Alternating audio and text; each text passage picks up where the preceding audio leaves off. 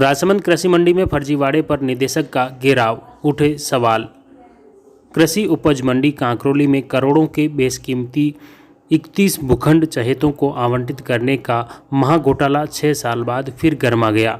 कृषि उपज मंडी जयपुर से निदेशक सीताराम औचक निरीक्षण को लेकर राजसमंद पहुंचे तो व्यापारियों ने अनियमितता का सारा काला चिट्ठा निदेशक के समक्ष रख दिया। साथ ही निदेशक को घेर कर खड़े व्यापारियों ने कृषि उपज मंडी में व्याप्त अनियमितता के धड़ाधड़ सवाल उठाए तो निदेशक भी एक बार घबरा से गए और कोई जवाब देते नहीं बना। व्यापारी एक के बाद एक सवाल करते गए मगर निदेशक जांच करवाकर उचित कार्रवाई करने के आश्वासन के सिवाय कुछ नहीं बोल पाए। राजस्थान कृषि उपज मंडी निदेशक सीताराम जाट सुबह करीब 11 बजे कृषि उपज मंडी कांकरोली पहुंचे, जहां मंडी सचिव संजीव पंड्या ने मंडी के कार्यों की प्रगति से अवगत कराया। निदेशक ने मंडी कार्यालय का अवलोकन करने के बाद विभागीय रिकॉर्ड भी देखा, जिस पर मंडी सचिव पंड्या ने भौतिक स्थिति से अवगत कराया, जिसमें खास तौर से नियमित कार्मिक नहीं होने की मुख्य समस्या सामने आई। साथ ही मंडी टैक्स वर्ष में भर में सिर्फ 22,000 रुपये जमा होने पर भी चिंता जताई, जिस पर व्यापारियों ने बताया कि मंडी में ज़्यादातर दुकानें मंडी अधिकारियों से मिलीभगत कर कतिपय लोगों ने ले रखी हैं जो व्यवसाय नहीं करते और केवल उनकी दुकानें वापस किराए दे रखी हैं। ऐसे में कृषि उपज मंडी को राजस्व की आय कैसे होगी? साथ ही मंडी के मुख्य द्वार पर कोई कार्मिक मंडी का नहीं होने पर का भी सवाल उठाया, जिसमें मंडी में कितना माल आ रहा है और कितना जा रहा है, इसका कोई रिकॉर्ड कृषि उपज मंडी के पास नहीं है। इस दौरान कृषि उपज मंडी व्यापार मंडल अध्यक्ष डालचंद कुमावत, जिला परिषद सदस्य लहरूलाल अहिर, महेंद्र पाल तलेसरा, मनीष जैन, अर्जुन पूर्बिया, नारायण गुजर, विकास अग्रवाल, नीरज अग्रवाल, महेंद्र सिसोदिया, बसंतीलाल बापना, मुकेश कुमावत, सुरेश कुमावत सहित बड़ी तादाद में व्यापारी मौजूद थे। देखिए कृषि उपज मंडी परिसर में व्यापारियों ने निदेशक को घेर कर क्या कुछ बोला।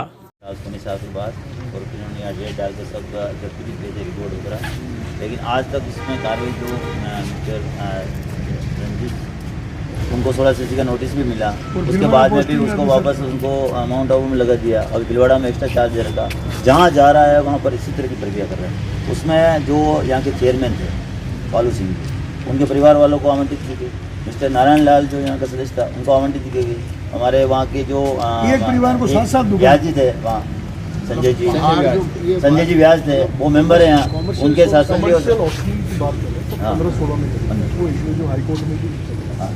तो ये सभी होने के बाद में सर एक तरफ से राजस्थान सरकार कह रही है कि भ्रष्टाचारियों को जल्द पकड़ के बाहर निकाले और आपका डिपार्टमेंट उसको इतना मान सम्मान दे रहा है। वो जहाँ चाहता वहाँ पोस्टिंग करा रहा है, वहाँ जहाँ चाह रहा वैसे वो आवंटित करा रहा है। हम चाह रहे हैं सर का जो वास्तव में इस प्रक्रिया के अंदर वो जो विभाग से हो सकता है वो प्रक्रिया तो आप करके उसके खिलाफ उस आदमी को आप सस्पेंड नहीं करोगे, आप उसको करने बैठाओगे नहीं। एसीडी की तो सर प्रक्रिया एसीडी कर रही है, लेकिन विभाग ने प्रक्रिया अभी तक कुछ नहीं की। पालू सिंह रावत संयोजक, संजय व्यास सदस्य, नारायण लाल कुमार सदस्य और रजनीश कुमार सदस्य थे और अब इनके नाम बदल के सर मतलब 5 जनों को मिलकर 21 दुकान अवसर है। लेकिन आपका ये कहना है कि प्रक्रिया जो अपनाई जानी चाहिए थी वो नहीं अपनाई गई, इसको लेके ऑक्शन केवल कागजों में हुआ है, वीडियो सिटी बनाई नहीं, उन्होंने पैसा उठाया, बिल बना के लिए आए और वो सर रिकॉर्ड सब जब्त किया, उसमें कोई प्रक्रिया नहीं है। तो क्यों ना उस पर विभाग कार्रवाई क्यों नहीं करा सर? आप डायरेक्टर हैं, आप उस पर सर हम चाहते हैं क्या आपका विभाग वाले केसर सिंह जी कर रहे हैं। हाँ, उसके सर केसर सिंह जी जो है आपके वहाँ बैठ कर वो पूरी पैरवी कर रहे हैं। वो टाटा जहाँ पोस्टिंग होती है, मैं कह रहा हूँ सर, बिल्कुल मैं कह रहा हूँ सर, किसी कह नहीं सकते, कैसे नहीं कह सकते, मैं कह रहा हूँ सर कैसे विभाग सर तुरंत कार्रवाई होनी चाहिए सर।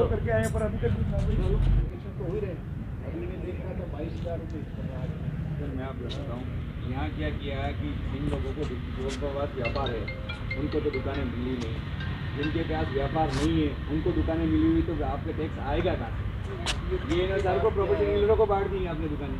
क्या है इस तरह से कहना तो बहुत आसान है, नहीं कहना नहीं है, ये तो आपके नॉर्म से सर उस पर कार्रवाई होनी चाहिए। उस पर आप सुनने तैयार नहीं हो सर, आप सुने इसको बात कर रहे हो। आप तो इस तरह से राजनीति में तो एक फॉर्मल एक संस्था की हित की बात कर रहा हूँ, आप दूसरा एंगल कर रहे हो इसको। मैं सुन रहा हूँ जब तो आपके बीच में खड़ा हूँ और ऐसे खड़ा होता है। कृषि मंडी में व्यापारियों को सुनने के बाद और निरीक्षण के बाद क्या कुछ बोले कृषि उपज मंडी निदेशक जयपुर सीताराम। देखिए। मेरा जो इंस्पेक्शन का आज का ये था कि मंडी में जो रेवेन्यू कलेक्शन है वो कितना, मंडी फीस वगैरह का किस तरह से क्या हो रहा है, यहाँ क्या विकास से संबंधित चीज़ें हैं जिनके बारे में हम विचार कर सकते हैं, उस पर चर्चा करी है। साथ में यहाँ कुछ राजीव गांधी कृषक साथी के प्रकरण आते हैं, उनके बारे में चर्चा करिए कि उनका किस तरह से समय पर निष्पादन हो। देखिए, भूखंडों का हमने राज्य सरकार के स्तर से हम इसको एक मिशन मोड में ले रहे हैं पिछले 4 महीने से कि जहाँ भी मंडी में कोई भूखंड की मांग कर रहा है व्यापारी और भूखंड उपलब्ध है तो हम उसकी विधिक प्रक्रिया, जो भी नियम प्रक्रिया आवंटन की वो अपनाते हुए उसका अलॉटमेंट करें, जिस भी को मिले वो नियमों के अनुसार मिले। यहाँ भी कुछ भूखंड है, उनके लिए इन्होंने विज्ञप्ति निकाल करके जल्दी उसका फाइनल हो जाएगा। एक विवादित मामला जैसे 31 दुकानें बनी हुई हैं, वो खंडन, देखिए ये खूब ये जो प्रकरण है 5 साल 7 साल पुराना बता रहे हैं, तो इसकी एसीडी में भी चल रही है, यहाँ ये लोग भी इन्होंने बताया। देखते हैं, इसमें पुराना मैटर है, मेरे को इसकी अभी कोई ज़्यादा डिटेल में जानकारी नहीं है। प्रदेश में जितनी भी मंडियां हैं लगभग स्टाफ की बात करें तो ज़्यादातर सुविधा के भरोसे चल रही है, तो इसके कोई स्थायी स्ट्रक्चर, स्थायी स्टाफ का वो भर्ती के लिए हम राज्य सरकार के स्तर से प्रयास कर रहे हैं। चयन बोर्ड में भर्ती भेजी हुई है, जैसे ही भर्ती होगी सारा स्टाफ वगैरह का सब हो जाएगा। इसमें राज्य सरकार के स्तर से निरंतर प्रयास चल रहे हैं। ठीक है, के चुनाव को लेकर वो सब राज्य सरकार के विचाराधीन है सारी चीज़ें। एकत्रित व्यापारियों ने वर्ष 2016 में 31 दुकानों के आवंटन में अनियमितता उजागर होने पर भ्रष्टाचार निरोधक ब्यूरो में प्रकरण दर्ज होने के मुद्दे को भी यहां उठाया। साथ ही अनियमितता के बाद विभाग स्तर पर की गई कार्रवाई के दस्तावेज भी निदेशक को देते हुए विभागीय कार्यशैली पर सवाल उठाए। अब देखिए कृषि उपज मंडी व्यापार मंडल अध्यक्ष डालचंद कुमावत क्या कुछ बोले।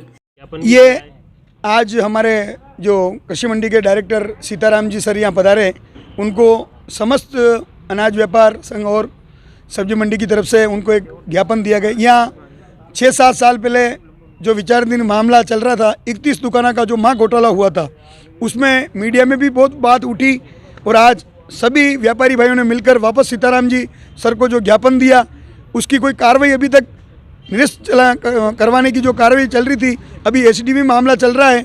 और जो डकैत रजनीश सिंह जी, जिनको 16 सीसी का नोटिस मिला हुआ है, तो भी जिनके नाम पे भी 2 दुकानें, उनके रिश्तेदारों के नाम पर 2 दुकानें, पूर्व में जो हमारे संजय जी व्यास जो एडी थे, उनके नाम पर भी 2 दुकानें उन्होंने आवंटन की, और पूर्व में जो मंडी डायरेक्टर थे नारायण लाल जी कुमावत, उनके नाम पर भी उनके परिवार से 5 दुकानें उनको आवंटित कर दी गई।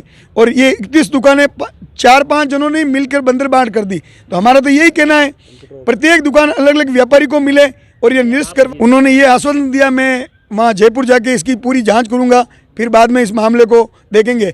कृषि मंडी निदेशक सीताराम के जाने के बाद उदयपुर संयुक्त सचिव व राजसमंद कृषि उपज मंडी के कार्यवाहक सचिव संजीव पंड्या ने व्यापारियों से मुलाकात की और उनकी समस्याओं का जल्द समाधान करने का आश्वासन दिया। देखिए व्यापारियों से मिलने के बाद क्या कुछ बोले संयुक्त सचिव व कार्यवाहक कृषि उपज मंडी कांकरोली के सचिव संजीव पंड्या। सचिव का घेराव किया गया। आज के हमारे निदेशक महोदय की ये राजसमंद कृषि उपज मंडी समिति की विज़िट थी और विज़िट के दौरान साहब ने समीक्षा की, मंडी की जो व्यवस्थाएं हैं, मंडी की जो प्रगति है, उस बारे में उन्होंने पूरी समीक्षा की है और कुछ निर्देश भी दिए हैं उन्होंने। उसमें मुख्य रूप से ये कहा गया है कि भाई जो भूखंड हमारे रिक्त हैं या जो भी संपत्ति हमारी खाली पड़ी है, उसको जल्द से जल्द हम आवंटन करें जो भी पात्र व्यापारी है उनको, और उसके अलावा जो भी हमारे विकास के कार्य हैं जो आवश्यक हैं, चाहे किसानों से जुड़े हुए हैं, आधारभूत सुविधाओं को मजबूत किया जाए। जैसे गौड़ मंडी रेल मगरा का अभी विकास किया है, उसका भी बजट हमें सैंक्शन हुआ है, तो उसका जो भी कार्य है, निर्माण कार्य, उसका जल्दी प्रारंभ किया जाए। और मुख्य तौर पे यही रहा कि मंडी में आधारभूत सुविधाएं जो हैं किसानों और व्यापारियों के लिए, उसको व्यवस्थित रखा जाए और उसको और जो आवश्यकता है उसको विकसित किया जाए। और रेवेन्यू का प्रश्न जहाँ तक है, रेवेन्यू पे भी चर्चा हुई है। तो हमारे यहाँ मुख्य रूप से क्या है कि राजसमंद में अभी फल सब्जी का उत्पादन होता है, तो हमारी अभी जो फल सब्जी की मंडियां हैं वो तो व्यवस्थित चल रही है हमारी। मुख्य मंडी के अलावा जैसे देवगढ़, आमेट, नाथद्वारा और यहाँ पर भी सब्जी मंडी की हमारी जो व्यापार है वो स्थानांतरित है।